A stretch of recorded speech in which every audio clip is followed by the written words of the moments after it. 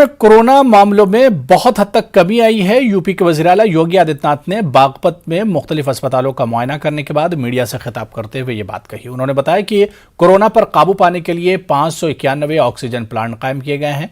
इसके अलावा health workers और कोरोना वॉरियर्स ने कोरोना के मुश्किल दिनों में सख्त मेहनत की।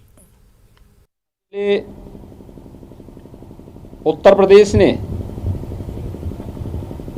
551 नए ऑक्सीजन प्लांट लगाए। आज मैं कह सकता हूं कि उत्तर प्रदेश का हर जनपद ऑक्सीजन के मामले में आत्मनिर्भर हो चुका है। थर्ड वेव भी नियंत्रण में है और अगले 10 दिन के अंदर थर्ड वेव पर पूरी तरह नियंत्रण किया जा सकता है, इसमें अब कोई संदेह नहीं रहा। कोरोना के खिलाफ देश की लड़ाई को आगे बढ़ाने के लिए देश की भी और प्रदेश की भी जनता ने प्रधानमंत्री मोदी जी की बातों पर ध्यान दिया। कांग्रेस के सीनियर लीडर मीम अफजल ने कहा है कि मगरबी उत्तर प्रदेश में बीजेपी के लिए तमाम रास्ते बंद हो चुके हैं, जिसकी जिम्मेदार खुद बीजेपी है।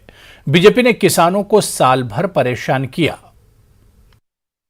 ये तो बिल्कुल हकीकत है कि दरवाजे बंद हुए हैं भारतीय जनता पार्टी के वेस्टर्न यूपी में, लेकिन उसकी वजह सिर्फ जयंत चौधरी नहीं है, उसकी वजह सिर्फ समाजवादी पार्टी नहीं है। इसकी सबसे बड़ी वजह किसानों के साथ जो सुलूक किया और 1 साल तक जिस तरह उनको बर्बाद किया गया और जिस तरह से उनकी शहादत हुई, 700 से ज़्यादा किसान जो हैं वो मारे गए, और उसके बाद इस मसले को डील करने में जिस बर्बरता